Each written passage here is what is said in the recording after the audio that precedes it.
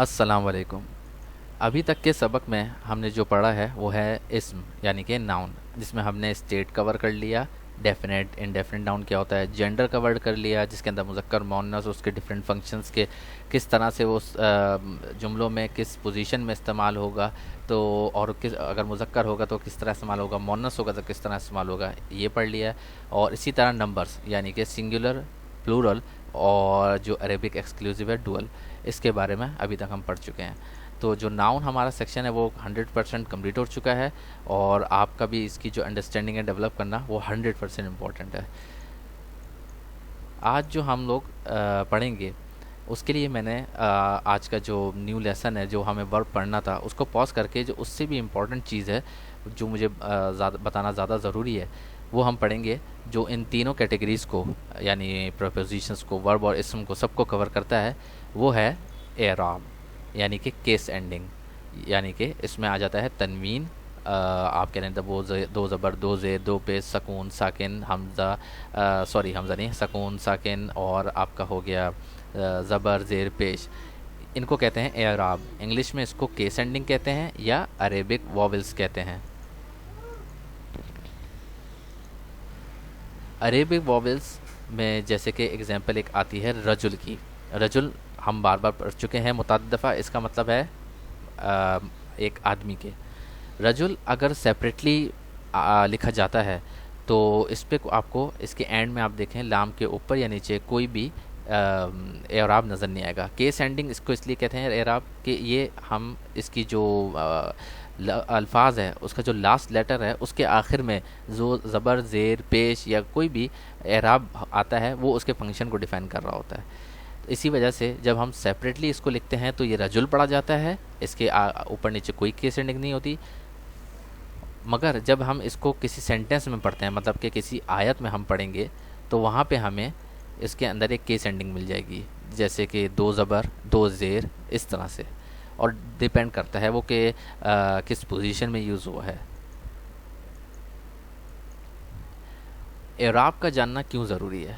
اعراب کا جاننا اس لیے ضروری ہے کہ پہلی بات کہ عربک میں جتنے بھی ورڈز ہم پڑھیں گے یا جتنے بھی ہم چیزیں پڑھیں گے ان سب میں اعراب آتا ہے، اس کا بڑا ہی امپورٹنٹ فنکشن ادا کرتا ہے، اس وجہ سے اس کا پڑھنا بہت ضروری ہے کہ اس کے زبر، زیر کے اور پیش کے اس کے چینج ہونے سے میننگ ہی بالکل چینج ہو جاتی ہے۔ جیسے کہ ایک ایگزامپل ہم یہاں پہ پڑھیں، یعقوب کو دیکھا۔ اب یوسف اس جملے میں ہو گیا سبجیکٹ، کام کرنے والا، اور یعقوب ہو گیا آبجیکٹ جس کے اوپر کام کیا ہو، اور دیکھا جو ہے وہ ہو گیا ایکشن کہ یوسف نے دیکھا یعقوب کو۔ اب جب ہم عربک میں پڑھتے ہیں رآ یوسف یعقوب، وداؤٹ کیس اینڈنگ جب ہم پڑھیں گے، یعنی کہ فا کے اوپر کوئی کیس اینڈنگ نہیں ہے، با کے اوپر نہیں ہے اور یا کے اوپر نہیں ہے، تو اس کا سمجھنا بہت مشکل ہو جاتا ہے کہ بولا کیا جا رہا ہے، کیونکہ اس میں جو ورڈ آرڈر ہے اس سے آپ اندازہ نہیں لگا سکتے کہ اس سینٹینس میں کیا بولا جا رہا ہے، جبکہ رآ کا مطلب ہے دیکھنا، یوسف اور یعقوب نام ہو گئے، تو صرف اس چیز سے ہم لوگ نہیں اندازہ لگا سکتے۔ اس کی مثال میں اس طرح سے آپ کو دیکھتا ہوں۔ یوسف نے یعقوب کو دیکھا، عربک ہے رآ یوسف یعقوب، یوسف فا کے اوپر جب پیش آ رہا ہے اس کا مطلب یہ ہو گیا سبجیکٹ، یعقوبہ با کے اوپر آ گیا زبر، اس کا مطلب ہو گیا یہ ہو گیا آبجیکٹ۔ تو اس کا مطلب یہاں سے اب صاف ظاہر ہے کہ یوسف نے یعقوب کو دیکھا، یوسف سبجیکٹ ہو گیا، یعقوب آبجیکٹ جس کے اوپر کام کیا گیا ہو۔ مگر اگر اسی کو ہم الٹ کر دیں، جیسے کہ رآ یوسف یعقوب، یعنی کہ فا کے اوپر آ گیا زبر، با کے اوپر آ گیا پیش، اب آپ خود ہی اس چیز کا اندازہ لگا سکتے ہیں کہ پیش جہاں پہ آ رہا ہے اس کا مطلب وہ ہو گیا سبجیکٹ، اور جہاں پہ زبر آ رہا ہے وہ ہو گیا آبجیکٹ۔ تو یہاں پہ جو میننگ ہے اس کی بالکل تبدیل ہوتی ہے، یعقوب نے یوسف کو دیکھا۔ اب آپ دیکھ سکتے ہیں کہ عربک میں ہم نے ورڈ آرڈر چینج نہیں کرا، مگر ذرا سا صرف ایک اعراب کے چینج ہونے سے کتنی میننگ میں فرق آ جاتا ہے۔ اعراب کا جاننا اس لیے بھی بہت زیادہ امپورٹنٹ ہے کہ جیسے میں نے بولا کہ اس کا جو میننگ پہ بہت گہرا اثر پڑتا ہے کہ میننگ بالکل چینج ہو جاتی ہے۔ اس لیے قرآن میں جب اعراب کی غلطی کا مطلب ہے کہ ایک اس کی میننگ چینج ہو گئی، اس کا مطلب یہ ایک بہت بڑی مسٹیک ہو گئی اور یہ حرام ہے۔ کہ اس کی میننگ چینج ہو جانا. جیسے کہ میں اس کی مثال لکھ دیتا ہوں. انما یخشی اللہ من عبادہ العلماء. یہاں پہ اللہ کے اوپر ہے زبر، ہا کے اوپر زبر، اور یہاں علماء کے اوپر ہے پیش. یہاں پہ اگر ہم اس کا مطلب پہلے دیکھتے ہیں کہ یقیناً اللہ سے ڈرتے تو اس کے بندوں میں سے وہی ہیں جو اہل علم والے ہیں. اگر ہم نے یہاں پہ اللہ کے اوپر پیش یا علماء کے اوپر واو کے اوپر جو حمزہ اس کے اوپر زبر لگا دیا تو آپ اس کا جو دیکھتے ہیں کہ اس کا مطلب بالکل ہی الٹ ہو جائے گا کہ کون کس سے ڈرتا ہے، اس کا مطلب بھی بالکل الٹ جائے گا. تو یہ حرام ہے، اس لیے اعراب کا جاننا بہت ہی ضروری ہے. اب اعراب کتنے طریقے کے ہوتے ہیں؟ پہلا تو ہوتا ہے شارٹ والز، کیونکہ اعراب کو ہم لوگ انگلش میں عربک والز بھی کہتے ہیں، کہ زبر، زیر، پیش اور ساکن یہ آتے ہیں ناؤن، ورب اور پریپوزیشنز کے اوپر. آپ سب کے اوپر زبر، زیر، پیش اور ساکن دیکھیں گے، جیسے کہ ہم نے پڑھا ہے یوسف. اسی طرح اس کی جو سیکنڈ ایگزامپل ٹائپ آتی ہے وہ ہے لانگ والز. لانگ والز آتے ہیں صرف اور صرف ناؤن کے اوپر، اور اس کی جو آپ آئیڈینٹیفیکیشن ہے وہ اس سے کر سکتے ہیں کہ یہ الف اور واو اور یا آتا ہے. جیسے کہ مؤمنون، پیش کے بعد واو آ رہا ہے تو اس میں ہم کھینچ دیتے ہیں عربک میں، تو المؤمنون یہ ہو گیا لانگ واؤل. اور آخر میں آتا ہے تنوین، جس میں آتے ہیں 2 زبر، 2 زیر اور 2 پیش. اس کو عربک میں 2 زبر کو کہتے ہیں تنوین فتحہ، 2 پیش کو تنوین ضمہ اور 2 زیر کو تنوین کسرہ. مگر اردو کے لیے آپ اسی کو رہنے دیجیے کہ 2 زبر، 2 زیر، 2 پیش یا زبر زیر پیش. اور تنوین صرف ناؤن کے اوپر آتی ہے، جیسے ہم لیسن 1 میں پڑھ چکے ہیں، جیسے کہ رجلن.